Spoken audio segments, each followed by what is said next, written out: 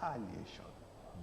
The incident, however, cost Ivadeno, the Charge Affairs of Ghana and High Commission in Nigeria, and President of Ghana, Nana Akufo-Addo, to tender unreserved apology to Nigeria. But the issue is will continue to germinate and, of course, cause a whole lot of reaction here and there.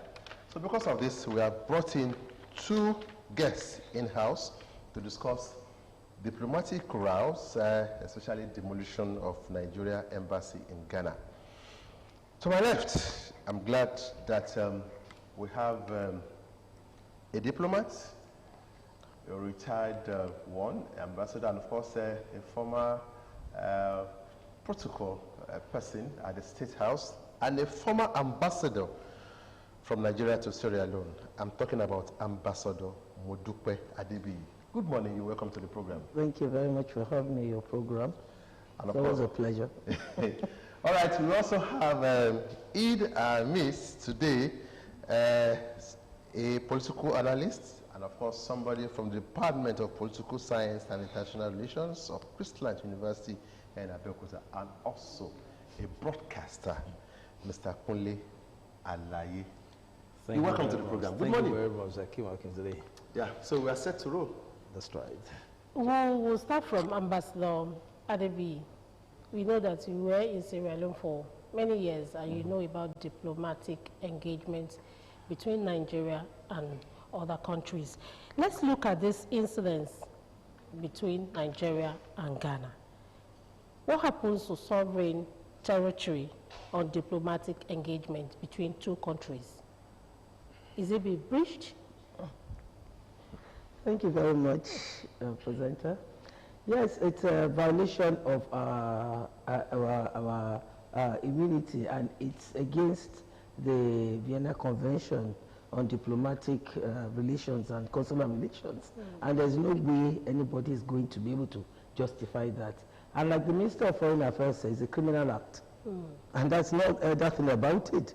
And that's why we see the way, I mean, it's been resolved by our two principals, the two heads of states. But really, I would want to discuss, I want to say something about relations between two countries. There was irritation between two countries, and that's why you have diplomats. And that's why you have people, diplomats residing in the different countries to take care of such irritations and to nip them at the bud. I think the problem with this was it should have been nipped at the bud. Okay. It shouldn't have been allowed to escalate to what it did from the two sides. The Ghanaian, whoever the rascal was over there, that decided to, thinking that he can just go and violate the premises of the Nigerian government. Must do that. They have done it out of ignorance, and of course, along with the so-called security operatives he went around with. And I think the problem with Nigeria-Ghana relations is that we both have strategic interests in each other's countries, and we have historical ties at the same time. So it's like a love-hate relationship we've had over the years. And I think the most important thing is for the two governments to manage it properly. Because there will be irritations. We've had this since the independence. We've had the relationship going warm and cold. It's been there. In the 60s, you have the Nigeria must go in Ghana. And in the 80s, you have the Ghana must go in Nigeria. So it's always going to happen, you know. But I think that the most important thing is for the diplomats on the two sides to manage it, so that it doesn't, escalate to what the mess we had on our hands recently, that we had to call our heads of states to come in and and resolve it. It shouldn't have gotten to that point. That level. At all, yes. Mr. Alaye, do you think it has political undertone? I think it's too hasty if you start making a conclusion that it was political, or perhaps it's because since the inception of this crisis, it has attracted several insinuations. There have been different interpretations to that attack. Some have come to say probably it's even as a result of incompetence of Nigerian government, or maybe lackadaisical or cold actions of Nigerian government in most cases. That was why the Ghanaian government, or whatever, that was why the Ghanaians took up such an action. But all the same, I think like my co-guest actually said, it is so unfortunate. Ghana and Nigeria had really have a kind of very mutual relationship. And if you look at it, Ghana remains the most neighborhood to Nigeria. When we talk of West, is in West Africa. Of course, Benin is also in West Africa. However, Ghana is not an Anglophone. You know, Ghana is a French colony.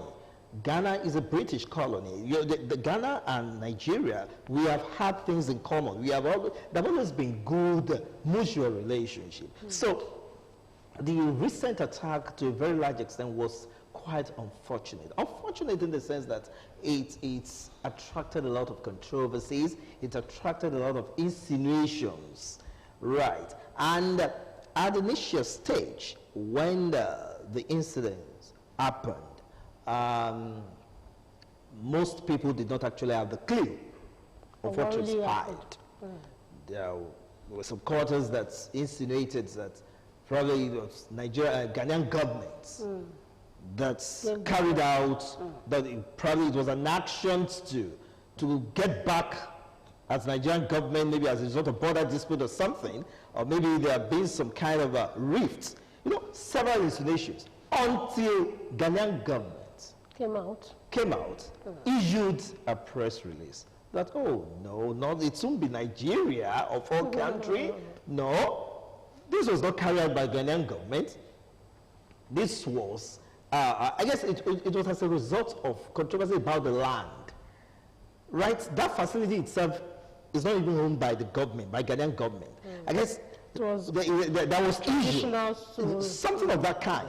So Ghanaian government was not even aware, did not even know about the demolition until later on.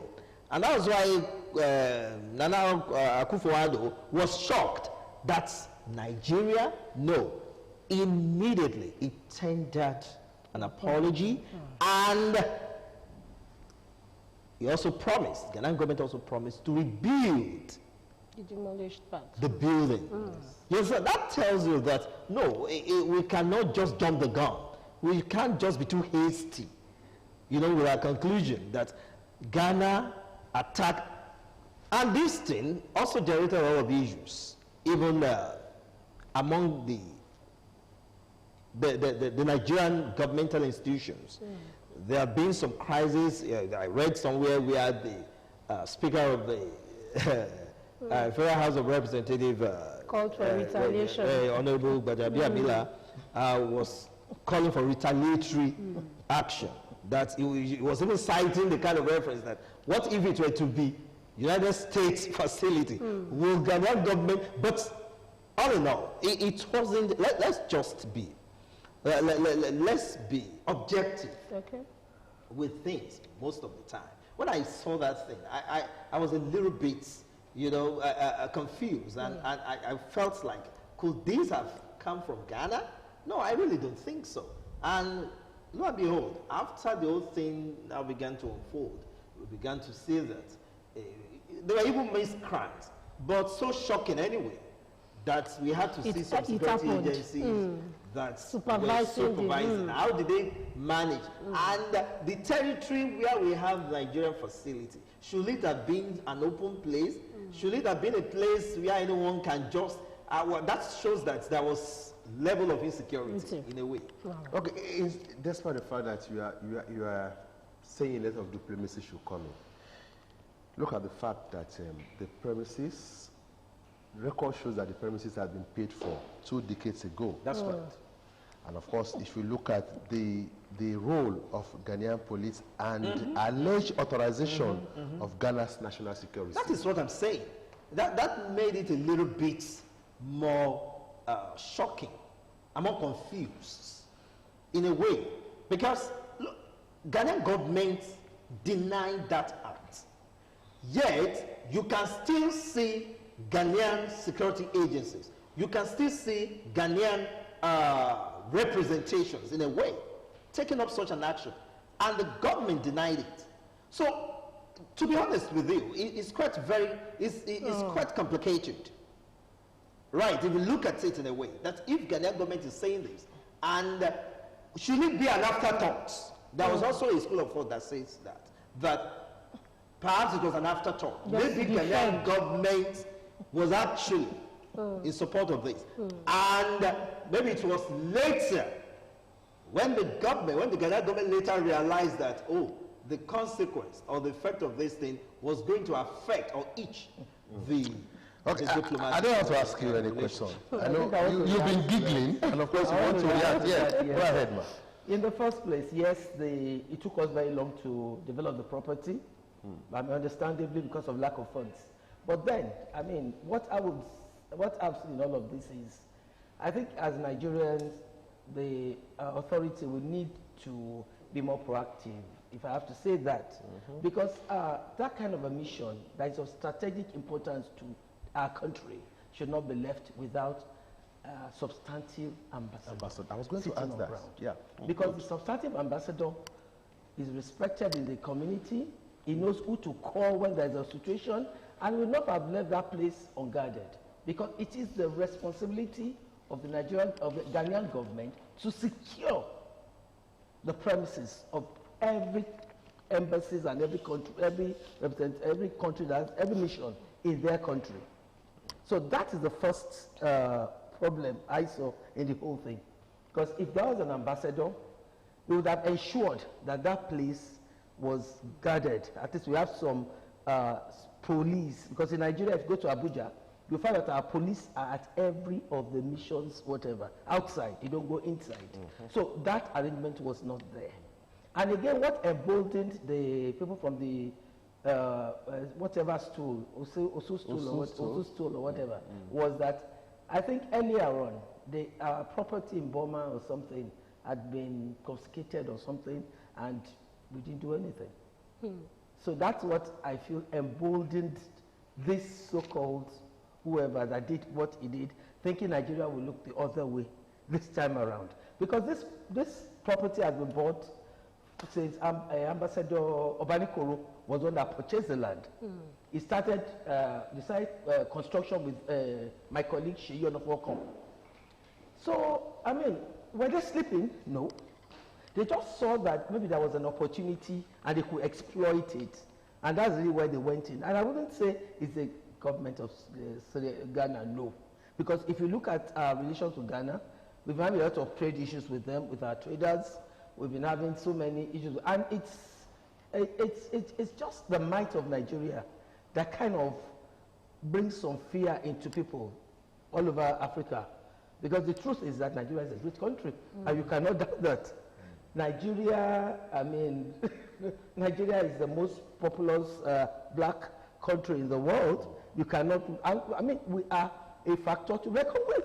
So that feeling of intimidation comes in immediately when Nigeria is in a place. And that's why you probably see that we are attacked all over the place. And that's why I say diplomats must know how to manage this. We must realize that our population, our size, our greatness can be a liability at times. And then we have to know how to manage it. To assert the fear of the other party, that is going to be a win-win situation. That's what it is. And I want to commend the president and President Kufu, of course, the way they managed it. It was a very matured way it was handled. That's what I'm saying. So I think the first thing first is they came in the first day on Monday to break down the wall.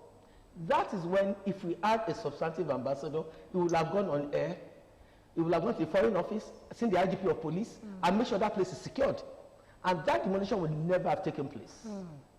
It will never have taken place. If you had a substantive ambassador sitting, it will never have taken place. It will have made sure, I will have gone on air. And then we will have told the foreign ministry, and the ambassador here will have been called, that nothing happens. So the government will not come and say after that we are not aware. Because right from day one, it will have been nipped in the bud. And that's why I say that that's why we have ambassadors and diplomats in capitals. So when there is semblance of irritation, you nip it at the bud. You don't let it escalate. So I think that was there's a lesson for both the Ghanaian government and the Nigerian government to learn from what happened. Can I just ask a question? Yes. Yes, we've established it that we don't have an ambassador in Ghana.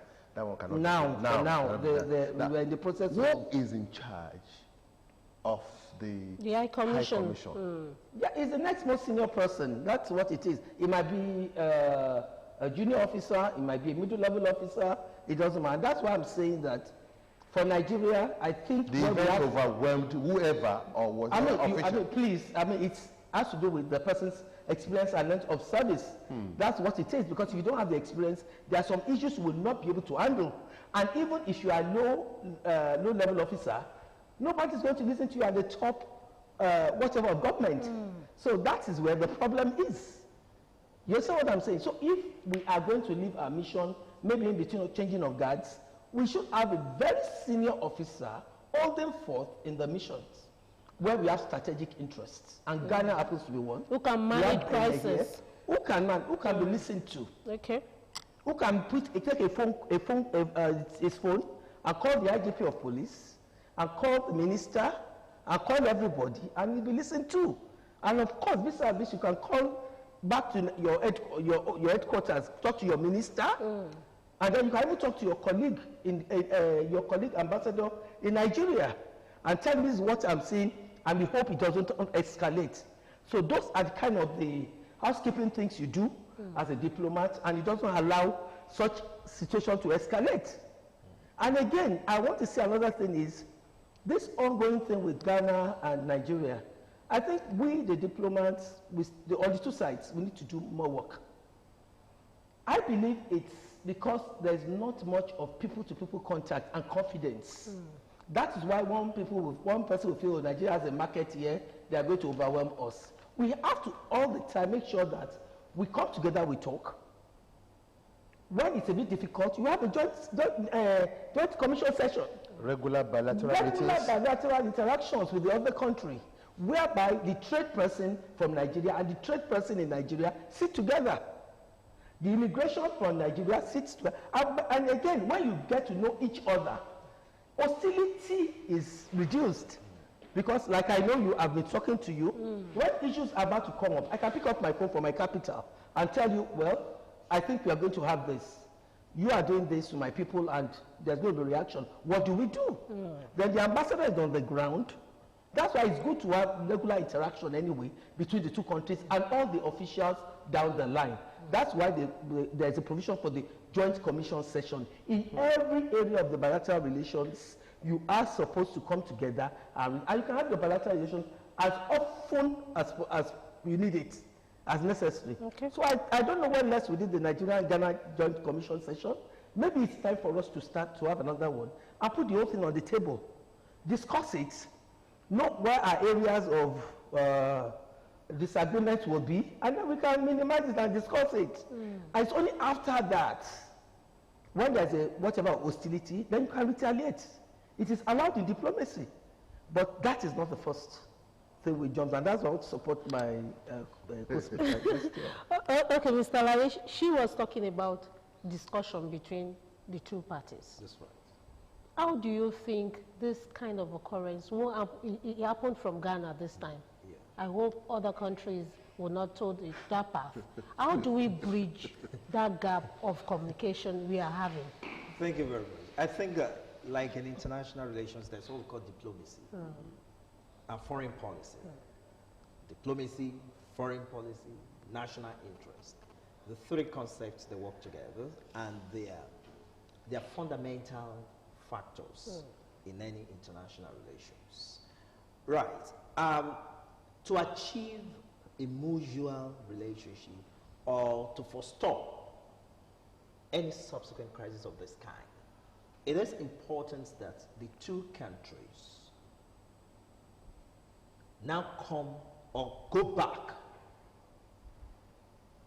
to probably strategize or come up with a more effective foreign policy. I'm not just talking of having foreign policy without proper implementations. I'm not just talking of having diplomacy without proper implementations. Now, am I talking about having national interests that cannot be truly carried out? What is the term, what do we have as terms and conditions? What are the terms and conditions of both countries? The foreign policy with Ghana? Where do we have excesses? When do we say a particular country has gone out of the agreement? All this ought to be put in place. It is when you can define your national interests. Like when we talk of diplomacy, what diplomacy simply means, you are talking about the process at which international relations or relationships with other countries is duly managed. And when you talk of national interest, you are talking about the interest, the if I don't want to use yes, the interest, and at the same time the what a particular country, the benefit, the essence, what a country stand, like a scholar of international relations. Sorry, I'm making this reference. As Morgentos, it defines power. It defines power as the ability of a nation to use its tangible and intangible resources to affect the behavior of another country. When two countries are coming together, there must be certain things they're going to benefit with each other. And these must be spelled out. If, like she has said so many things, as regards, maybe this wouldn't have happened if certain things, certain structures were in place. We put in place. But yeah, they also say necessity is invention. And we continue to learn. And when things happen, you got to think of how to forestall it. I guess that was just the lesson to learn from that. But all in all, if we must have mutual relationship with any country, it is not just about just a mere say. There must be a need, there must be a reason to fashion out. And don't deceive yourself. Don't come up with utopian policies, unrealistic things. Let us come up with things that we are still talking of Ghana here. In fact, I felt a little bit disappointed that such things happen between not even two African countries. Ghana is a West African country. This is not Tunisia. This is not Egypt. This is not Eritrea. This is not Djibouti. Right. We are talking of Ghana. Like a brother. So it was just quite unfortunate, I must be honest with you. And like she said, I really do love the way the two, well, they've got no choice. Because that was just, to me, that was the best thing they could have done. Otherwise, they would have been given a kind of bad impression. And it would look like they're just watching their dirty linen outside. And the global relation, I'm talking of United Nations now. I hope you also know that we have sub-regional organizations that bind us together. ECOWAS, Economic Community of West African States. They brought us together. And you should also know we have African Union. Of course, you talk of African Union, we are talking of the entire country, the entire nations in Africa. However, ECOWAS, it shows that sub-regional within us. So if they continue to banter or exchange, trade words, then we are just like giving an impression to the global world, to the imperialists. I don't call them our we are just like exposing ourselves. Okay, my Ambassador Adebi, let's talk about our image now, the Nigerian image outside. We know that some other countries aside Ghana has been doing a lot of things to us, and as a big brother to them, we stomach it and look other way. Let's take South Africa, for instance, and they treat Nigerians all over there with some disdain. What is our image outside Nigeria? Thank you very much. First of all, I would like to react to what he said now. Nigeria and Ghana are the two powerhouses of ECOWAS. So they cannot afford to, it's a mutually assured destruction or whatever. The two of them go on collision course. So I think the two countries know that. So whatever happens, like he said, it shouldn't be Nigeria, Ghana, really. I mean, we should wake up. I mean, there's so much happening internationally that we need to come together, you know what I'm saying, and get serious and follow issues that will make our lives better, take us out of poverty. There are so many issues than rivalry and competition. I just want to note that. Then number two, you're talking about our image. I'll give you an example.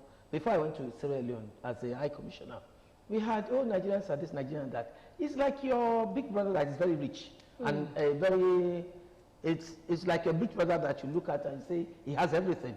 Never mind, nobody has everything. When it comes to you, there's that thing like, oh, he wants to come and show his superiority. He wants to come. That's the psychology. That's where I see it.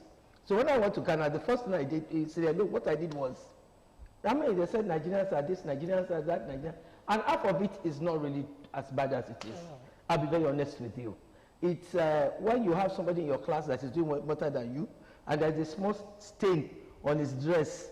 Everybody wants to see that stain. Nobody wants to see the white part of it. That's what is happening, really. And then that's why I say that we have to show more people-to-people interaction. And like I say, if I'm your friend and we talk, you know what I'm saying? Whatever the government is doing, it doesn't really matter. We're having business together and we're friends. So that's why I say we need to do more people-to-people contacts. That is what we need to do more.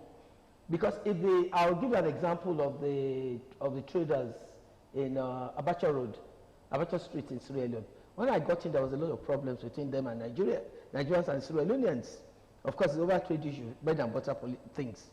So when I called the whole of Nigerians together, the local Nigerians, I called them together. They have their different heads. I'm like, what is the problem? They should let me know. Because as the ambassador, you don't go in to say like you know everything. You don't. They have been there before you on the ground. They have more knowledge of the workings of that country than you do. You are coming on with your experience, yes, the theory you have, but then you have to situate it. So when you call them, and I'll tell you, the Nigerians know the answer to most of these problems. You only need to get them, dialogue with them. And when we did, they're like, this is it, that is that, they come in. So I asked them, so what do we do to take care of this problem we have? Tell me what I have to do, and you tell me what you have to do. And that's why we're able to resolve it. So they're like, okay, we know there are some bad people amongst us. Okay, so fine. You have people around you that are causing the irritation. So why don't you get them out of the place? Come together, work with me. We work with the police authority, and we get them out. How about that? Yes. Then we now came up with, okay, what we're going to do is that, yes, most of them are not, they don't have the entrepreneurial whatever Nigeria has. And that is the truth.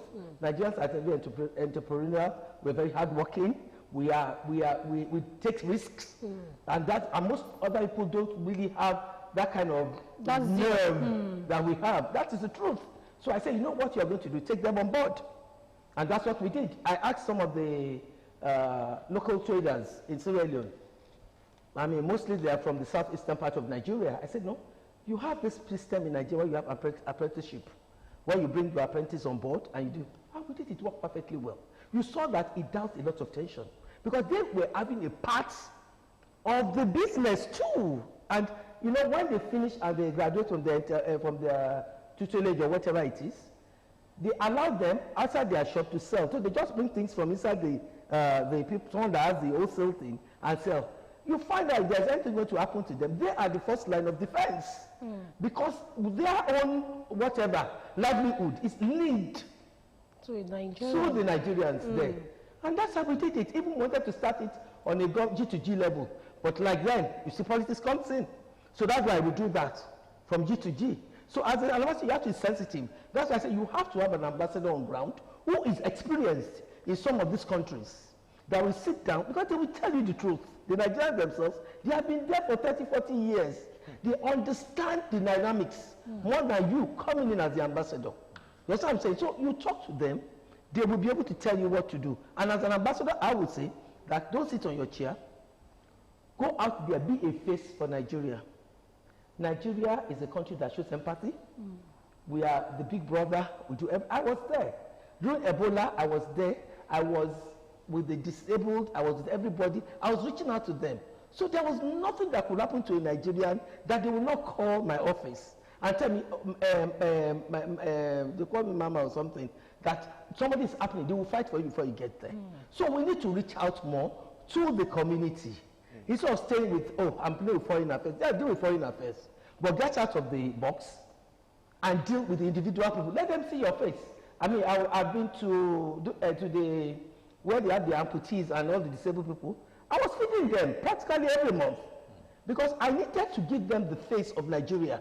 That we are not crooks. We show empathy. We love you, and we are here to live with you in peace. So you found out that even from the airport, when I come in, the whole of Sierra Leone, all of them know that I've arrived. When I go out, they know I've come, and that's how we lived. And there was no problem. There wasn't a time when somebody came, all these government people went to start harassing them about tax and the rest of it. They call you immediately. I have consular officers. They call immediately. I get to their boss immediately and find out what is happening. You better send someone there to quell that. I don't want it out of town. That's why I say you have to be proactive. You have to. There's no way you are going to sit down on your table or you are not going to interact properly and say we'll not have this. No. I mean, it's like what you have with some of the big powers in the world too. When they go to some countries now, people are afraid of them. So it's normal. It's not only Nigeria. So when people do that to you, you know it's because you're big, you're great, and people are afraid of you overwhelming them or whatever. So you have to decide to, have this people-to-people contact. I think we need to increase. Mr. Lai, from what we've heard Ambassador Adebi said, read out now, you want to agree with me that when she was there in Sierra Leone, she's an example of a kind of ambassador that Nigerians actually want, where you can interact and prove your problem. Like, as student of international relations and looking at some of the few skirmishes we had, even within ourselves in recent time, Indonesia recently, we had a protest where they said Nigerians actually protested because they're not feeling the High Commission. I also know that in some other parts of the world, we've had complaints from even Nigeria complaining about their representative High Commission. I also know that I was in Congo some time ago for a sports program, and I know Congo is a police country. Nigerians are coming from a more democratic setting, and I know that journalists had issue with their head of police, but it took the proactiveness of the High Commissioner to actually pick us away from the stadium that day, because it was going to be something else, and the police were ready to deal with Nigerian journalists. That's the kind of proactiveness I'm talking about. But generally, are all high commissioners or high commissions like that? As a student of international relations, you know most of these things. What is the situation? What should be the situation? Even beyond the fact that I teach international relations, I've even witnessed some of these actions or some of the ways that diplomats, Nigerian diplomats. I'm very happy Ambassador has said a lot of things, but majorly within Africa. Of course, she will understand what I'm saying very well, that we still do have some diplomats, and going beyond Africa now, that are perhaps because they are not within African region. Maybe that was why they have not really been taking so seriously the interests of Nigerians. By Nigerian Constitution, part of the reasons for the formations or for representations of a country in diaspora is for the protections of citizens' lives and properties, whether at home or in diaspora. So, Nigeria has representatives, has embassy all over the world. Why? Because Nigerian government believes that Nigerians are everywhere. Nigerians are in different parts of the world. I will cite the example of Europe. I lived in the United Kingdom for quite some years. I lived in Germany for quite some years. I schooled in Germany. And I've had unpleasant experiences. I'm talking, that is direct experience now. I never live, well, sometimes they are, some of them are actually, they're provoked, but because Nigerians in some cases too, the quite number of some of our citizens are, their immigration status in some cases are not to, are not to Geneva, are very controversial. So, and you don't expect somebody who cherishes his or her job so much to protect you while you have some questionable immigration status. However, I about somebody like myself. I was on UNESCO scholarship in Germany. I was lawfully resident. I was studying in Germany, right? And there was a time that my passport expired. Because while I was living in Nigeria, my passport was going to expire about a year later on. So, and while in Germany, my passport expired. Though they gave me the visa, you know, they extended the visa. So I was supposed to get my passport. Lo and behold, Aki, I was patronizing Nigerian embassy to Germany almost every day. And sign this, and sign, there's no, they have not brought some booklets from Nigeria. Oh my goodness, a lot of flimsy excuses. I got so furious, I got so irritated that, are you guys really representing Nigerians here? And there are other people like that. I've seen a situation of a Nigerian who has been on asylum in Germany, and later they have looked into his case, right? And well, that may be controversial, but I've also seen a Nigerian who we also came to Germany together to study, a female now. We were in Germany together to study. Afterwards, I don't know what happened, though she is still in Germany now because she's having some crisis.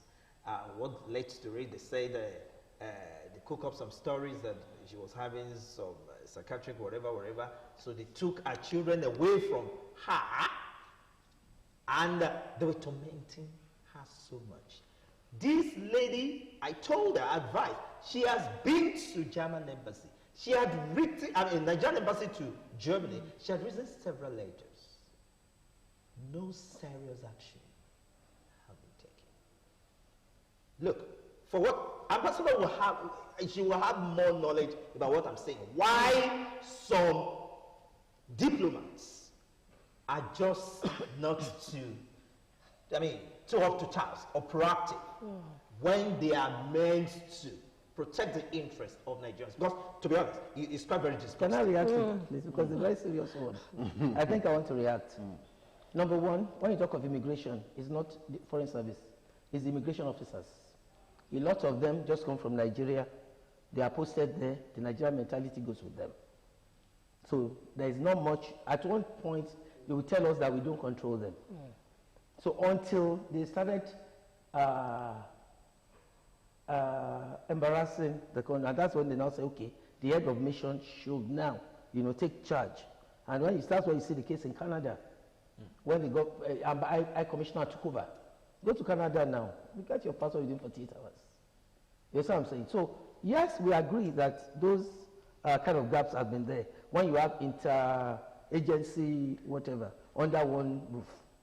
It's happened. I will not deny that. Then again, it depends. I am sorry to say this. It's not all the ambassadors that are career ambassadors. So you have to factor that in. And when you're talking about missions abroad, at times it's 40-60, 40-40 career, at times 60 for non-careers percent, at times it's 60-40 depending on the government in power. So that is what I'm still saying. The Nigerian government, I'm not saying non-careers should not become ambassadors. And like you said, I've been all over the world. I've served in Asia. If you check Malaysia and you Google my name, Nigerians abused me a lot, and those were the 419 people we dealt with. So, I've been in Asia, I've been in Europe, I've been in America, I was at the UN, I was everywhere. So I know what I'm talking about. So if we want to give people positions, let us remove some areas that are of strategic importance to the country. Look for the experienced diplomats to represent you there. And if, like in Washington and London, we have this where you have two ambassadors, one non-career and the other career, so that they can work together. So those kind of arrangement is okay too. So that at least a non-career coming into the profession, of course, doesn't have an idea of what we do most times. So, and again, there's this rivalry, like I don't want to listen to him. The Nigerian factor comes in. That is the truth. And that's something that the government Italy will have to look at. And when you say down the line, it's the head that determines what happens in your mission. Because like me, I have my consular session. At times I just leave my office and I go to where Nigerians are. If there are so many, I ask questions, where are they like this? And I ask you, how many times have you been here? So when your officers know that you are not an armchair boss, everybody will be on their toes. And then you reprimand the people you are going to reprimand. Because in every organization, you have the good, the bad, and the ugly. That is why you are the leader. That is why you have been given that seat. Every other person could have been on that seat. But because you are given that, it comes with responsibility. And you have to do it. I was reading in one place when they said one IGP got up at night and did a patrol and saw what the police officers were doing. So if you do kind of on the spot checks on people, and I know the VP Ojibaji went to the Lagos airport at one time, you saw people sat up. It's the same thing outside the country, inside the country. As a leader, you have to be up and doing. That is what it is. If you are not, everybody will do whatever they want to do. That is just the truth. If there are no consequences for your action, anybody will do anything. That is why we have laws and we have people to discipline them. That is it. Deterrence is very important in everything. So that's how I agree with you. What does a career diplomat think of first when being bossed by a non-career diplomat? You must have seen that before. Because the success... We are all human beings. You've done your job for almost 30-something years. You see what I'm saying? You have been trained to head a mission. Then somebody comes from somewhere who is a politician, who probably doesn't have an idea what you do here. And he comes here and is your boss. You see what I'm saying? We are all human beings. But then we are trained. And we are disciplined people. Can we do away from going political? No, I'm not going political. No. Every country does political. Okay. Every country in the world. But what they do normally is, if you have somebody who is very close to the powers in a country, like I want to cite the state of Fernandez. I think we missed the opportunity before he died. That would have been like our ambassador to Gabon.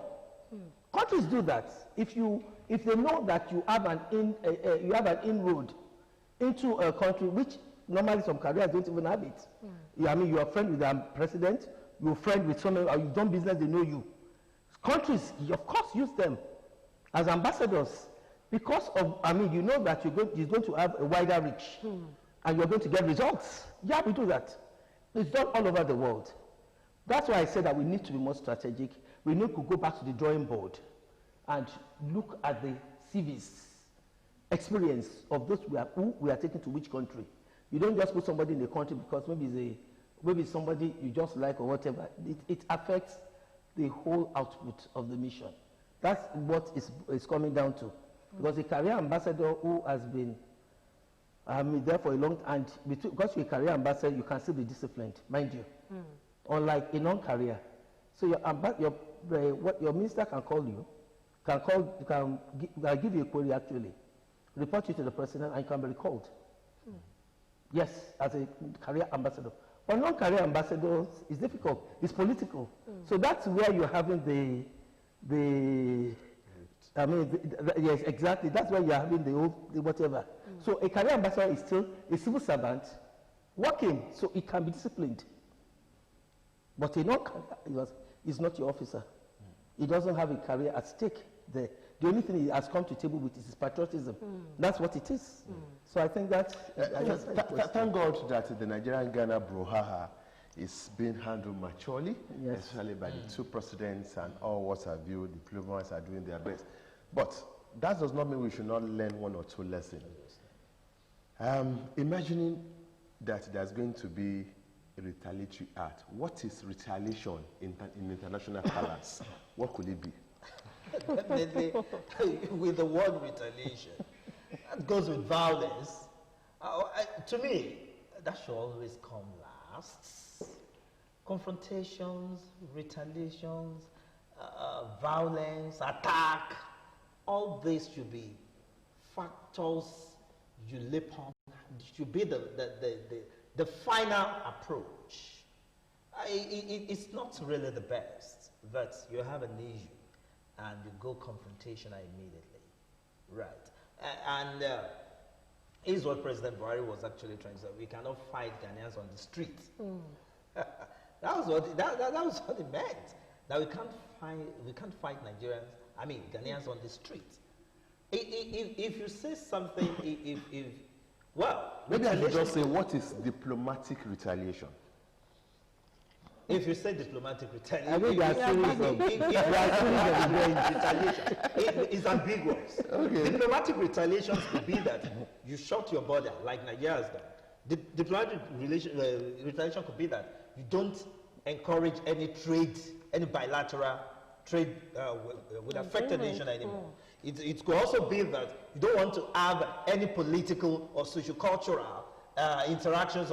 It could come in any form. But the word retaliations, the next thing that comes, look at like what happened, like what is happening. Yeah, exactly. Like what, and then you can recall the ambassadors. And like what is happening between the United States and China earlier, before the COVID stuff. This trade war of a thing. That's a good example of what you're talking about. We can call that diplomatic retaliation. Whereby Trump just felt that, no, you people you've been cheating all this while. It's that time we now open our eye, right? So, but in this case, look, like she said, Nigeria and Ghana cannot afford to be in rifts. It's not possible. Well, even if it happens at all, it's going to have a very long-term consequences on the two nations. Okay, Ambassador, Charity, you come with your question. Let me come back to you. We mentioned something like immigration status of most Nigerians, despite the fact that they go into some countries without the correct papers. Yeah. They expect the consulate or the High Commission to be behind them when there is problem. I know that you must have come across this in the line of duty. Of course, you cannot say they are not Nigerians. You cannot just You can't deny them. You can't deny them. So, in this situation, what do you do? What should be the job of the consulate? Yes. Yeah, to In the straighten first things place, out. it's not only Nigerians that overstay in countries. We just make a mistake. Yeah. We think it's only. In fact, here in Nigeria, there are so many nationalities that are here, nationals that have overstayed. It happens everywhere in every country in the world. So the only problem with us is that we seem to exaggerate whatever it is. And maybe because of our sheer population and size, maybe that's why ours is conspicuous, you know. Then yes, I mean, they are Nigerians, you are there to serve them, you are there to protect their interests. Really, that's the truth. But at the same time, you are not supposed to condone criminality or illegality. You are not supposed to. So what you do, if you come to me, you say, are you illegal? This is it. All I arrange for you is, let's go back home. It's as simple as ABC. You are out of status. So you don't have a right for me to come and support you in illegality. I will not. So what I'll do is to arrange for you to leave the country. So that you stop being an illegal person. And then you can go back and then regularize your paper and come back. It's as simple as that. Yes. Okay, looking forward now.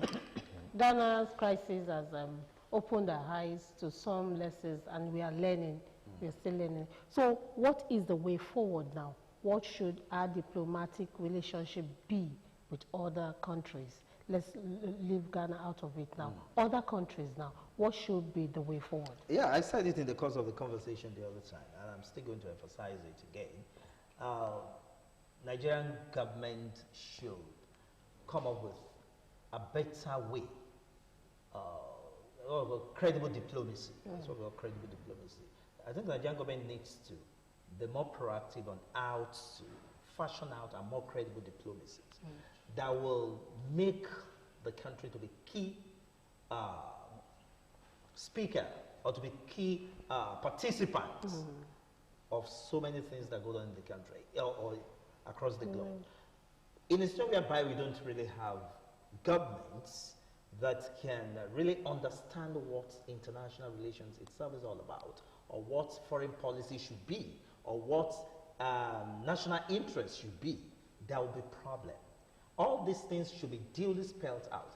Like she said, a career person should be the one. The Minister of Foreign Affairs should not be medical doctor. Minister of Foreign Affairs should not be medical doctor. Minister of Foreign Affairs should not be a biologist. No, you will have problem. You forget about partisanism. Forget about nepotism. You should ensure that you have a trained person, a professional, handling or occupying a position. A foreign affairs position is a very germane ministry. It's an impeccable ministry because that is what determines a robust an image of a nation with other countries. Okay, Ambassador Adebi, you've been on the field for so many years. What do you think Nigeria should do to overcome diplomatic crisis? In some I way. think my colleague has said it. Because, I mean, it's like Ministry of Health, put a medical doctor. You understand the nuances of the profession. Foreign Affairs, put a foreign relation expert or a retired ambassador as your foreign minister. In every party you have them. Put them there because that is the window of the country. And we cannot afford to play with it. It's like finance. Put the finance experts there. I mean, you have them everywhere in abundance.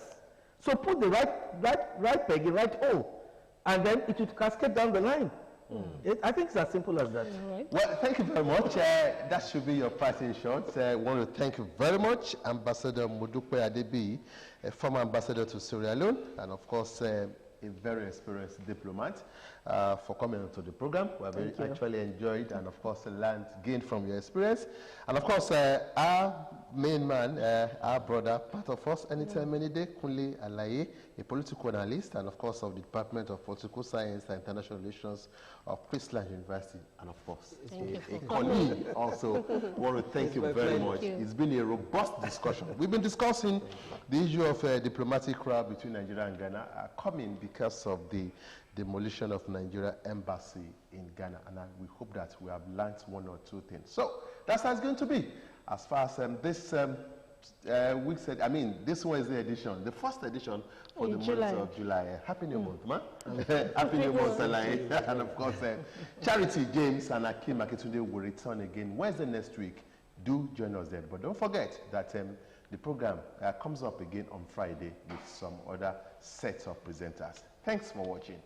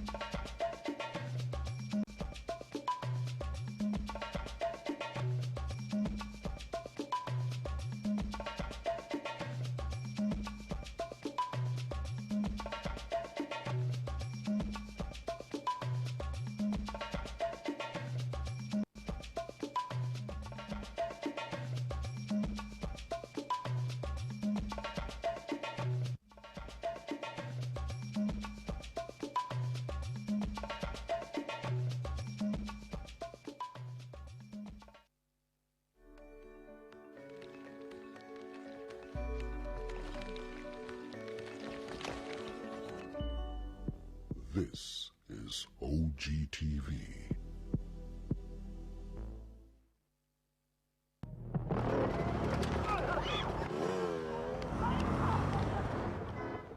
Wow. Please, you guys need to come and see this thing. So there's this guy in my area called Lord Spark. You don't see him during the day, but at night, he's very